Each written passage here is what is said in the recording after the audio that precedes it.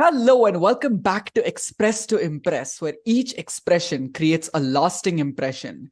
If you want to look at our previous videos, I will link the playlist in the description and in the card right here at this point in the video. To click on that because we've had some fun episodes. In this one, we're looking at another visually impaired person. But for the first time, we're not in India anymore. Virtual conferencing really does help, doesn't it? In this case, we're talking to Moksh Jhaveri, a very good friend of mine and an absolutely talented young man. He's currently studying at the University of South California in the US, if you're not aware. And despite being visually impaired, Moksh has undertaken a lot of activities, taking part in swimming, he's played chess, he's also played the piano, he's sung, and he debates too. He's got a wonderful grasp on English, and he's also worked with me at my own organization called Vidya Drishti. Well, I've been rambling on too much, so let's quickly get into the conversation. Hi, Moksh. Good night, I guess. Yeah, it's like 10 p.m. I'm so glad you could make it here. Especially this late time at night. I'm so glad you could make it here. I mean, it's not that late. I mean, if you're a student, then 10 p.m. isn't late. But yeah, No, I yeah, can imagine. I can imagine.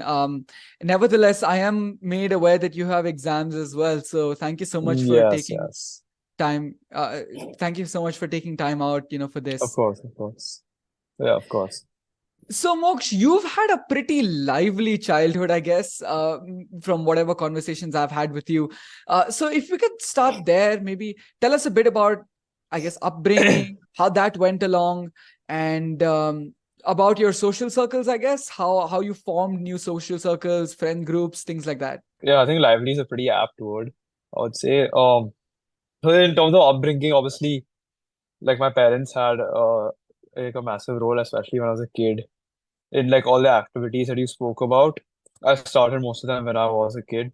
They played a massive role into getting me into those activities like piano and singing and swimming especially. And in terms of social circle, I think I kept moving to different schools when I was a kid. And I was like forced to make new friends all the time.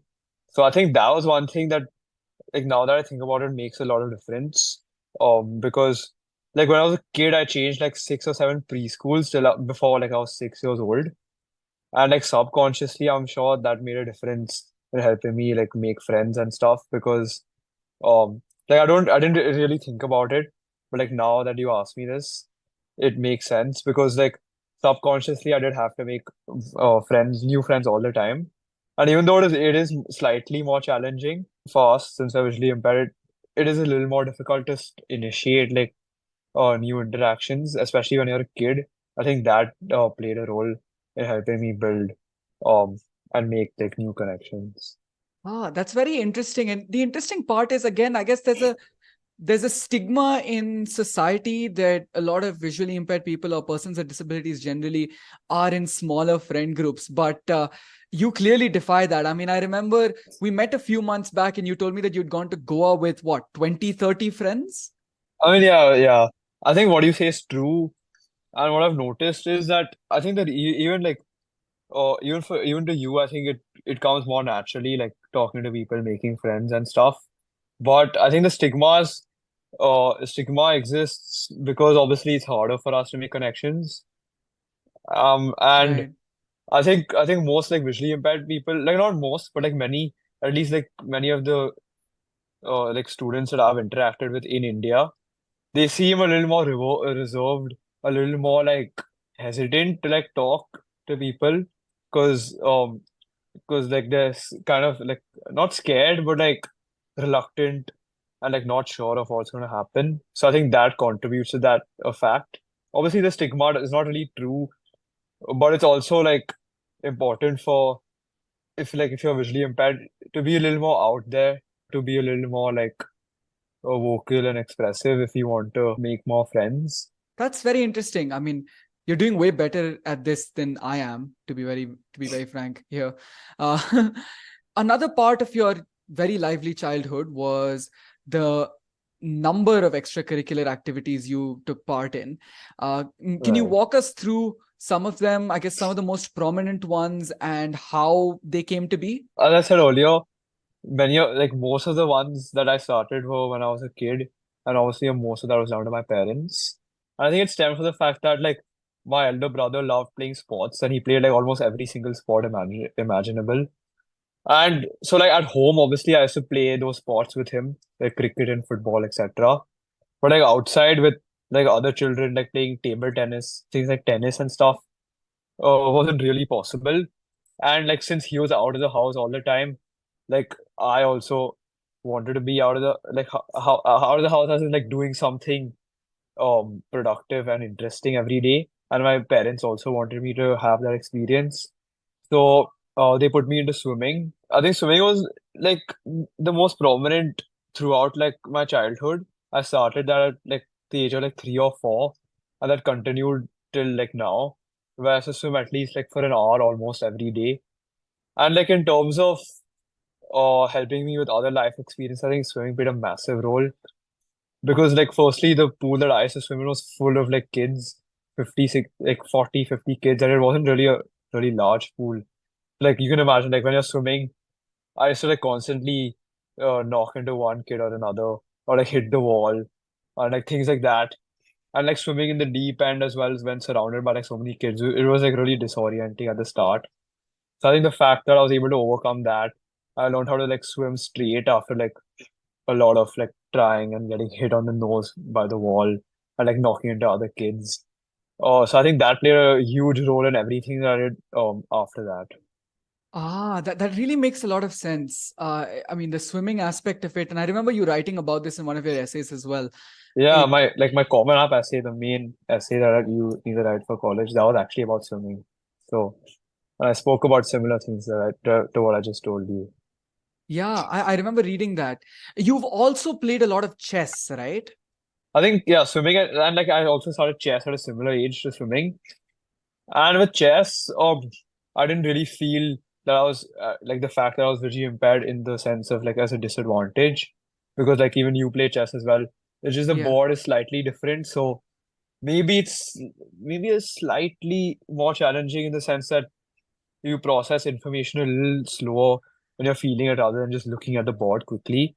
That's the only possible disadvantage. Other than that, I think it's that's why I like it a lot. It's a pretty level playing field. It's all about like helping you with your focus, making you like think ahead essentially. And that's the most important. And I think I really enjoyed that as well. Like I haven't played it at an extremely high level, but like I did go for many tournaments when I was a kid. I stopped like once like high school began because of like time constraints. I used to still play for fun, but I stopped going for tournaments. But I think again, like as a kid, going playing these tournaments against like all sighted people and like having that experience also helped me a lot. Those tournaments helped me be like more vocal about like my disability and having like people not take advantage of me because like especially in those tournaments when you're a kid, many times there were opponents who tried to cheat against me. That makes so much sense, actually. And I completely agree with you in terms of like the value of chess in real life as someone who's played a lot, even though Hmm. you've defeated me by a lot of times. let's Yeah. let's not let's not go there. um Finally, you play the piano, right? That like swimming and chess I really enjoyed as a kid, but piano I really had to be pushed into by my mother. She really wanted me to get into music. And like as a kid, I said really no, I didn't enjoy it at all, to be honest. And I think also that was down to like when you're a kid, you're made to do like these exams. So you learn like three Western classical pieces, give the exam, and then move on to the next. I found that really monotonous and boring. I almost gave up the piano at one point.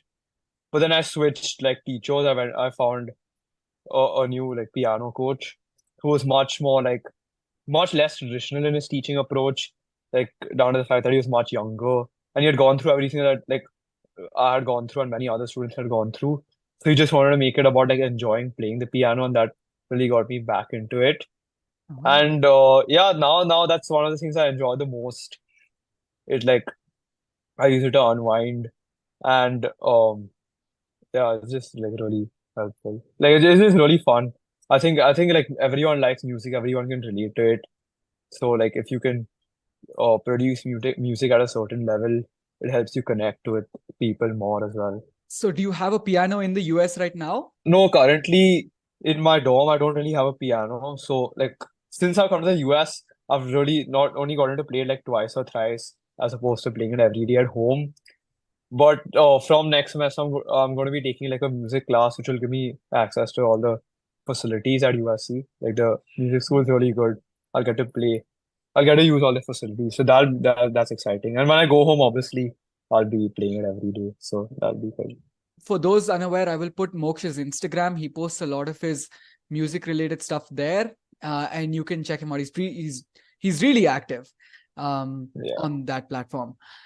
So now you're of course in the US, and even before then, I guess you were on the side of the spectrum that got a little more of a support system, if I may say so. So having that experience, what do you think an ideal support system should look like? Yeah, I think support systems are really important. Not only if you're like visually impaired or anything. In general, I think many like studies have shown that having a good support system increases life expectancy in some way. They have a positive correlation. So support system, obviously the main, like it starts with your family. Since like when you're born, you obviously your family should be supportive, help you, achieving whatever you want, your education, pursuing extracurricular activities, like teaching you important values when you're a kid. So obviously the family is the main. And then as you grow up, um, your like school plays a big role. It's like a massive community in your life. The school, like my school is really supportive. I think I'm sure yours is as well. So school supports you in like your educational endeavors, helping you thrive. And obviously like having a good set of friends is also really important because like yeah, I don't think it's like self-explanatory. I think it's important to have like a good friends that you can rely on, that you can really enjoy with and stuff. So that's like the support system that I had in India.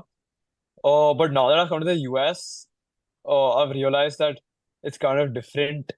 It's kind of different here in the sense that it is better in many ways, speaking specifically from the standpoint of being visually impaired. So, like for example, in India, it's not like the people aren't helpful, but it's just like they aren't really aware.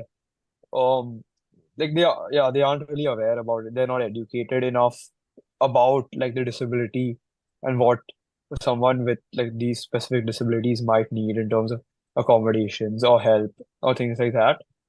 And I think in the US it's like um everyone is like willing to help you. They know how to help you. Like for example, when you're walking with someone, if you're visually impaired and you like if you're walking with someone, you usually like hold on to their elbow and stuff and they guide you.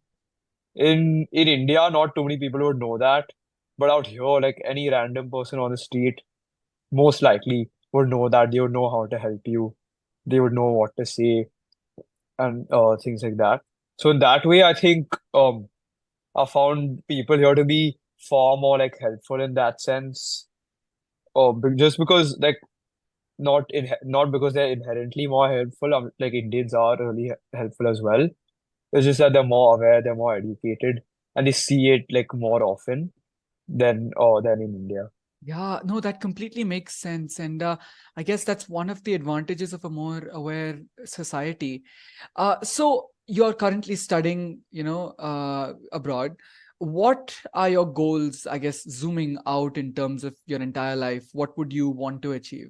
Oh, that's a good question. I was like, as of now, I'm currently studying finance, so probably want to get into something like investment banking. But like overall goals are probably like I want to probably start my own business at the end, like in a few years. I'm not sure in like what field specifically, but yeah, that. And also one more like important goal is I want to like always continue learning like new things. I think that's really important because like most people assume that once you graduate university or like you get how many ever degrees you want to get, you're done studying. But I don't think that's true. I think like learning is far more than the classroom or like just like watching a random new YouTube video of some like new concept or just like anything that gives you like new information or new insight. I think that's really important and like I want to continue that for the rest of my life. And I think everyone else should as well. That's so true. Lifelong learning, and that's what you've Yeah, always been exactly. doing. That's all That's what you've true, always been doing, throughout life. Um, Finally, just before we let you go and, let you get back to, I guess, studies or sleep or whatever, it is you were doing, Right. if Yeah. if there was one message you'd like to leave to the audience, what would that be? I think something that I've learned is to always to always try your best in whatever you're doing. Oh, I think that's really important because eventually, if you try your best and you know that you have tried your best and you've given like anything that you want to achieve or anything that you're trying to do, if you've given it your all, if you've given it everything, then like you cannot fail. You'll end up improving. You'll end up getting somewhere. So I think yeah, that's the message I like to leave. It's very motivating, and I'll tell you this, having spent a lot of time with Moksh, I have always been inspired by his determination and his curiosity to always try to learn something new. He's always approached me, to teach him different things that I know Like I've tech learned. stuff, yeah, Yeah. yeah. And I've But learned now's so my tech much. guy. I just if I have any tech question, I just call him up and say, how do I fix this? It's a nice relationship that we have. I mean, I get to learn so much from him, and we share passions for cricket and things like that as well, so it's Yeah. amazing. I mean, after the uh World Cup, I don't know about oh, cricket, but no, yeah, let's not go there. It still hurts, it still hurts. yeah, for sure. Anyway, thank you so much for giving us your time, Moksh, Of especially at course. uh, later in the night. Of Um, course, of course. and thank you guys for watching and or listening. Don't go yet though, because we're going to be attaching a video of Moksh playing the piano at the end of this video, and that's going to be something that is absolutely going to blow you away. So stick around to watch or listen to that, and we'll see you in the next one.